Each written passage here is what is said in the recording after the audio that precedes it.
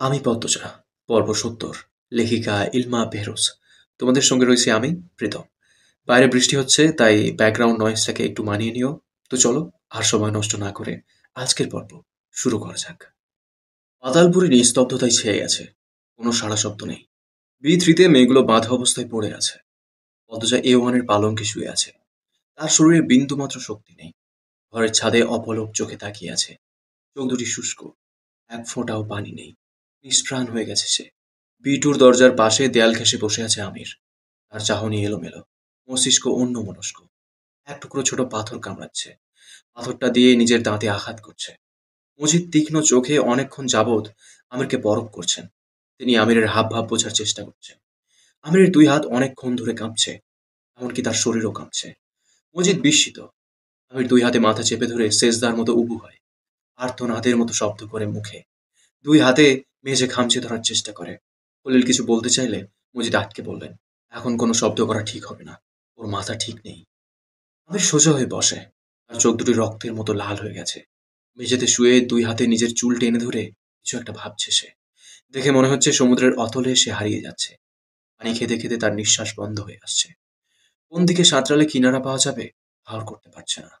মজিদ খলিলকে নিয়ে সরে যান। আমির উঠে দাঁড়ায়। ঘরে পায়চারি করে। ঘন ঘন নিঃশ্বাস ছাড়ে। ঘাড়ের রক্ত শুকিয়ে গেঞ্জির সাথে লেপ্টে আছে।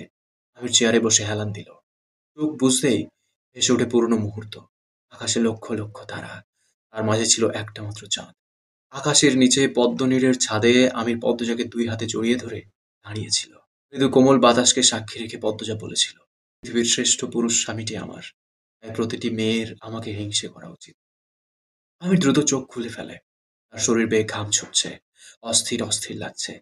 বোতল থেকে পানি বের করে খেলো। তারপর বড় করে নিঃশ্বাস ছাড়ল। এক কোণে পড়ে থাকা শাড়িটা হাতে নিয়ে আগুন ধরিয়ে দিল। যতক্ষণ না পুরো শাড়িটা ছাই হয়েছে, একদৃষ্টে তাকিয়েছিল। ঠোঁট অদ্ভুতভাবে কাঁপছে। সে কি কাঁদতে চাইছে? মজিদ হাওলাদার চেয়ারে বসে সিগারেট ধরালেন। খলিল বলল, আমিরের হাবভাব তো ভালো না ভাই। আলমগীরের মতো না কাম কয়রালায়। মজিদ দৃঢ় কণ্ঠে বললেন, এরকম হবে না।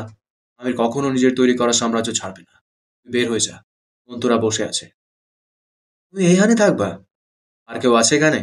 মেয়েগুলোকে তো বারেকে সাহায্য নিয়ে সামলাতে পেরেছি। এখন ওরে বাইরের পাহারা বাদ দিয়ে ভেতরে আসতে বলবো? রাগো কেন? আমি তাহলে যাইতেছি। কাঞ্চনপুরের চেয়ারম্যানের বলে আসবি শুক্রবারের কথা। কোনো ভুল যাতে না হয়। আচ্ছা ভাই। খলিল বেরিয়ে যায়। মজিদ ধোঁয়া ওড়ান। পুরো ঘরে সেই ধোঁয়া ছড়িয়ে পড়ে। আমির A1 দরজার সামনে এসে দাঁড়ালো। স্বাভাবিক হতে তার মাঝ রাত অব্দি সময় লেগে গেছে। দরজার বাইরে থেকে উঁকি দিয়ে দেখলো পদ্মজাকে। অন্যদিকে মুখ ফিরিয়ে শুয়ে আছে সে। আমির দরজা ঠেলে ঘরে ঢুকলো। পদ্মজা দরজা খোলার শব্দ শুনেও ফিরে তাকালো না। আমির কথা বলতে গিয়ে আবিষ্কার করলো কথা আসছে না। গলা বসে গেছে। সে পদ্মজার পায়ের কাছে গিয়ে বসলো। আমির পদ্মজার পায়ে হাত দিল। পদ্মজা পা সরিয়ে নেয়নি। আমির বেশ খানিক মুহূর্ত বসে থাকে সেখানে। তারপর বলল, সকালে আমরা অন্তর্মহলে যাব। পদ্মজা জবাব দিল না। আমিরের এখানে বসে থাকতে অস্বস্তি হচ্ছে। মনে হচ্ছে সে যতক্ষণ এখানে থাকবে পদ্মজা নিঃশ্বাস নিতে পারবে না। তাই বেরিয়ে যেতে উঠে দাঁড়ালো। দরজার বাইরে পা রাখতেই পদ্মজার শান্ত কণ্ঠস্বর ভেসে আসে, এই শক্তি আর মেধা ভালো কাজে লাগালে এর চেয়েও বড় রাজত্ব পেতেন, বেহেস্ত পেতেন, পরিবার পেতেন। আমি শুনেও না শোনার ভান করে দরজা ছেড়ে A1-এর বাইরে দেয়াল ঘেঁষে দাঁড়ালো। সেখানে উপস্থিত হলেন মজিদ। আমিরকে উদ্দেশ্য করে বললেন, বাবু, এদিকে আয়। আমির মজিদ একসাথে সোফায় এসে বসে। আমির ক্লান্ত, ক্লান্তি তার চোখে মুখে। মজিদ বললেন, 2 দিন পর শুক্রবার, মনে আছে তো? আমির মনে করার চেষ্টা করলো। শীতে তারা শীতব বস্ত্র বিতরণ করে। এ নিয়ে বড় সমাবেশ হয়। কত কত গ্রাম থেকে মানুষ আসে। দুনিয়ার লোক দেখানো পাপ পুণ্যের হিসাবের খাতায় হাওলাদার বাড়ির নাম পুণ্যের খাতায় সবার উপরে। আমির নির্বিকার স্বরে বলল, মনে আছে। দেখিস পদ্মজা যেন কোনো ভেজাল না করে। আর কি ভেজাল করবে? মেরেই ফেলেছিলাম আর একটু হলে। মেরে ফেললে খুশি হবে? আমির আচমকা রেগে যায়। মজিদ মৃদু হেসে বললেন, মারবি কেন? তোর বউ তোর কাছে রাখবি। শুধু একটু খেয়াল রাখতে বলেছি। মারবি কেন? তোর বউ তোর কাছেই রাখবি। শুধু একটু খেয়াল রাখতে বলেছি। কিছু করবে নাও। আমি দ্বিতীয়বার আর ভুল করব না। আমি বিরক্তি নিয়ে বলল, তাহলেই ভালো। কুয়েতে সময় চেয়ে বার্তা পাঠিয়েছি। সময় দিবে না। আর এত অনুরোধ করার কি আছে? সময় মতো হয়ে যাবে। তুমি এখন সামনের কাজে মন দাও। আমি এই ব্যাপারটা দেখছি। মজিদ আমিরের পিঠ চাপড়ে বললেন, বাঘের বাচ্চা। আমির পূর্বের স্বরেই বলল, যাওয়ার সময় বারেক ভাইকে বলো আসতে। বাইরে কে থাকবে? তুই এখন থাক এখানে। আমির কিছু বলল না। চারপাশ থমকে আছে। কোথাও কোনো শব্দ নেই। আমির নিজের নিঃশ্বাস নিজে শুনতে পাচ্ছে। চুপ করে বসে আছে। ঘাড়ের ব্যথাটা বেড়েছে। জ্বালাপোড়া করছে। সে ২-৩ বার এওয়ানের দরজার দিকে তাকিয়েছে। হাজারবার নিজের ডান হাতের দিকে তাকিয়েছে। কেন এমন হচ্ছে সে জানে না। আর একপাশে যেন রক্ত, অন্য পাশে ফুলের বাগান। ফুলের সুবাস তাকে চুম্বকের মতো টানছে। অন্যদিকে রক্তের রং যে তার পেশা, রীতি, নেশা, দায়িত্ব। আমির ঠোঁট কামড়ে দীর্ঘশ্বাস ছাড়ে। দ্রুত পায়ে চলে আসে এওয়ানে। ঘরে আবছা আলো। পদ্মজা ঘুমাচ্ছে। আর হাতে হ্যান্ডকাপ রয়ে গেছে। আমির জুতা খুলে হেঁটে আসে। হয়তো শব্দ শুনে উঠে যাবে পদ্মজা। সে টের পায় তার ২ পা কাঁপছে। প্রবল জড়তা কাজ করছে। তাদের আলাদা ২ পথ এক হতে চাইছে না। একজন মানুষ হয়ে ২ সত্তা নিয়ে বাঁচা যায় না। ২ সত্তা বড় যন্ত্রণার। আমির পদ্মজার পায়ের কাছে বসল। ফর্সা ২টি পা স্থির হয়ে আছে। আমিরের লুটিয়ে পড়তে ইচ্ছে করছে। কিন্তু ছুঁল না। পদ্মজার মুখের দিকে চেয়ে রইল অনেকক্ষণ। পৃথিবীর একমাত্র অদ্ভুত মানুষটি বুঝি সে। আমির বিছানায় উঠে বসে। পদ্মজার গলার দাগটা দেখার চেষ্টা করে। পদ্মজা জেগে ওঠে। আমিরের মুখটা ঝুঁকে আছে তার উপর। সে সরে যাওয়ার চেষ্টা করতেই আমির পদ্মজাকে জড়িয়ে ধরে। পদ্মজার বুকে মাথা রেখে শক্ত করে জড়িয়ে ধরে রাখে। শুনতে পায় পদ্মজার বুকের ধুকপুকানি। পদ্মজা চমকে যায়। পতন নীরবতা বিরাজ করছে। উত্তপ্ত নিঃশ্বাসের শব্দ ছাড়া কিছু নেই। পদ্মজা ঢোক গিলে বলল, আপনার রাজত্বে এসে আপনার সাথে পেরে ওঠা আমার পক্ষে সম্ভব নয়। তবে এইটুকু তো বলতে পারি, আপনার ছোঁয়া আমার কাছে সবচেয়ে নোংরা, অপবিত্র। আমি জবাবে কিছু বলল না। চুপচাপ সরে গেল। অন্যদিকে ফিরে শুয়ে রইল। পদ্মজা আমিরের পিঠের দিকে তাকায়। বুকটা হাহাকার করে ওঠে। এতক্ষণ তো সে শক্তই ছিল। আমিরের প্রতি তার বিন্দুমাত্র ভালোবাসা আসেনি, মায়া আসেনি। এখন কেন এমন হচ্ছে? আমিরের সাথে সাথে নিজের প্রতিও ঘৃণা চলে আসে। হাজার মেয়ের জীবন নষ্ট করা মানুষটাকে সে এখনো ভালোবাসে। তার মন কাঁদে। পদ্মজা ছাদের মেঝেতে তাকিয়ে মনে মনে হেমলতাকে বলল, তোমার মেয়ে এত খারাপ মানুষ কি করে হলো আম্মা? আমি পাপীকে ভালোবেসে পাপ করছি। ক্ষমা করে দিও আমাকে। ক্ষমা করতে না পারলে অভিশাপে পুড়িয়ে ছাই করে দাও আমাকে। যাদের ভালোবাসাকে বাজি ধরতে হয়, ভালোবাসাকে রক্তারক্তির যুদ্ধে নামাতে হয়, বুকের ভেতর ভালোবাসাকে সন্তর্পণে লুকিয়ে রাখা যায় না, তারা বোধহয় সবচেয়ে বেশি অসহায়। পদ্মজার ২ চোখ বেয়ে জল গড়িয়ে পড়ে।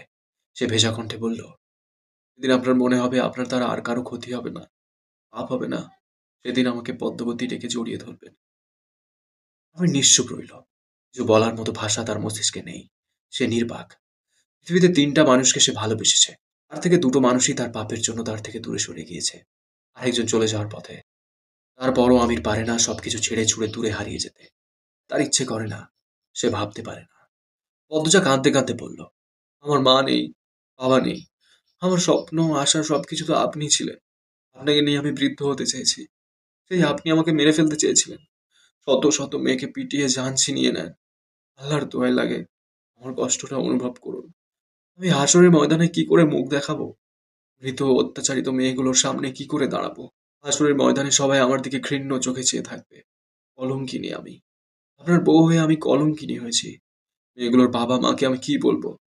তাদের নারী ছেঁড়া ধনকে চিনে নেওয়া পুরুষটিকে আমি ভালোবেসেছি। এই কথা কি করে বলবো? বলতে পারেন? আমির উঠে বসে। বেরিয়ে যায়। পদজা কাঁদতে থাকলো। চোখের জল শুকায় না। আল্লাহ তাআলা এ কোন পরীক্ষায় ফেলেছেন?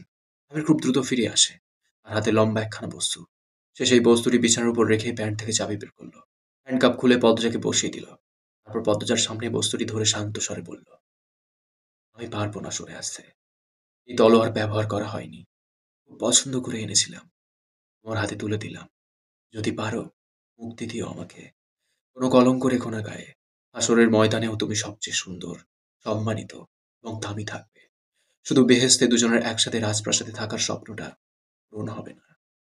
আমিরের বলা কথাগুলো শুনে পদ্মজার গায়ের পশম দাঁড়িয়ে যায়। বুকে ব্যথা শুরু হয়। আমির পদ্মজার ২ হাত মুঠোয় নিয়ে চুমু দিল।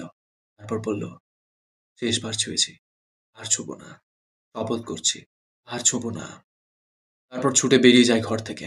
পদ্মজার দম বন্ধ হয়ে আসে। মিনিট ২ পার হতেই চাদর খামচে ধরে হাউমাউ করে কান্না শুরু করে। আল্লাহর উপর প্রশ্ন তুলল, আমার ভালোবাসায় কি কমতি ছিল আল্লাহ? কেন এমন জীবন দিলে আমায়? আমি কি করব? মৃত্যু দাও আমাকে। পদ্মজা চোখ ভর্তি জল নিয়ে তুষারের দিকে তাকালো। তুষার এক হাত কপালে ঠেকিয়ে বিড়বিড় করে, মাই গড! শ্বাস প্রশ্বাস ঘন হয়ে যায়। চোখে জল চিকচিক করছে। এমন অদ্ভুত ভালোবাসা সে দুটো দেখেনি। একজন খুন হতে চেয়েছে, আরেকজন খুন করে মুক্তি দিয়েছে। ফাহিমা কাঁদছে। পদ্মজা মিষ্টি করে হেসে বলল, আপনি এভাবে কাঁদছেন কেন? আমির হাওলাদারের একটা সুন্দর জীবন হতে পারত। আফসোসের স্বরে বলল ফাহিমা। পদজা ফিক করে হেসে ফেলল। বলল, পুলিশ হয়ে ক্রাইম কিং এর জন্য কাঁদছেন? তুষারের বুক ফুঁড়ে দীর্ঘশ্বাস বেরিয়ে আসে। কঠিন মনের তুষার ভেঙে পড়েছে। ভালোবাসার অনেক ব্যাখ্যা সে শুনেছে, কিন্তু ভালোবাসা এমনও হতে পারে সে ভাবেনি। তুষার বলল, তিনি অবশ্যই চেষ্টা করেছিলেন এই জগৎ থেকে বের হতে, কিন্তু পারেননি। তিনি আষ্ঠে পৃষ্ঠে পাপের রাজ্যে জড়িয়ে গিয়েছিলেন। কিন্তু ভালোবাসার কোনো আদালত থাকলে এই আদালতে আমির হাওলাদারের সব খুন মাফ। অথচ ঠোঁট কামড়ায় হাসে।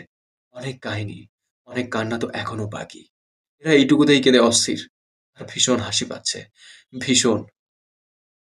এতক্ষণ শুনলে আমি পদ্মজ উপন্যাসের ৭০তম পর্ব। কেমন লেগেছে কমেন্ট করে জানিও। তোমাদের একটা কমেন্ট আমাকে প্রচুর মোটিভেট করে। পরবর্তী পর্বগুলো খুব শীঘ্রই চলে আসবে এই চ্যানেলেই। তাই চ্যানেলটাকে সাবস্ক্রাইব করে রেখো। দেখা হচ্ছে খুব তাড়াতাড়ি।